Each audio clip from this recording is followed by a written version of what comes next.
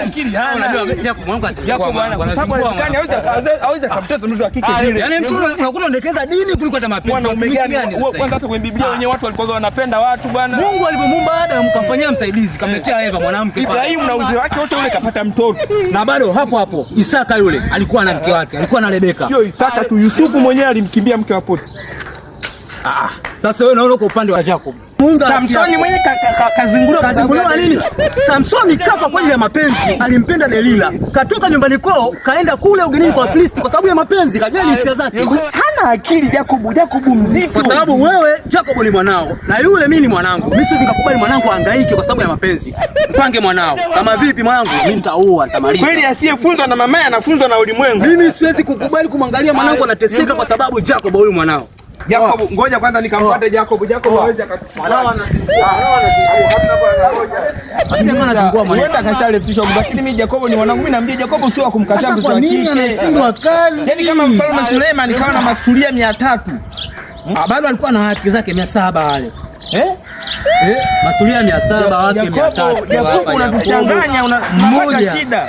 Wewe ni mwanaume wa aina gani? Jacob mmoja. Mungu akupe nini Jacob? Dini ya Kiislamu inasema wanawake wanne. Hata kafula, hebu tulia wewe naona naye. Ahimidiwe Bwana wa mabwana. Ahimidiwe Bwana. Vipi mwanetu? Shega. Vipi Kachiboi? Niko poa, uko salama? Mwanangu nazingua mwanangu. Mimi niko poa lakini mwanangu kuna kitu nazingua mwanangu. Wewe unazingua mwanangu. Nishike bega kijana. Sawa. Nazingua hata kama ni bega la dopoa tu kwa sababu unazingua. Mambo leo yanafanya ni kama tayari ushashikwa bega miaka ya nyuma huko. Hebu naongea, nataka uongee sauti kama kijana ambaye bado ni mdogo na usendekeze. Sawa. Swala sauti alikuhusu. Zingatia ujumbe. Sikia mwanangu.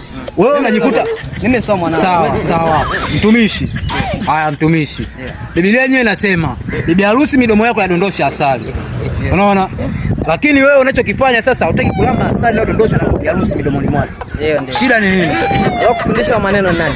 Biblia ndio inasema hivyo katika kitabu cha Wimbo Ulio Bora. Biblia inavyosema hivyo sio kama inamaanisha kwa maneno ya picha kama unayosema wewe. Sawa, bado ushazingua tu. Bado ushazingua. Maana yake nyuma nini sasa? Wewe fuatilia maana, utafuta hiyo maana ya nyuma. Ukiona maana iko nyuma, ndio hiyo imefichwa. Wataisoma wao wengine. Wewe fuatilia ile unayoiona wewe. Shida yako ni nini kijana? Unanichelewesha, naenda sikia sasa. Sikia, mimi sitaki tandalila nyingi namna hiyo. Kwa mtoto pale anakuelewa, kesho anakupanga utaki kumuelewa. Muda mwingi unamaliza makanisani tuko unaimba.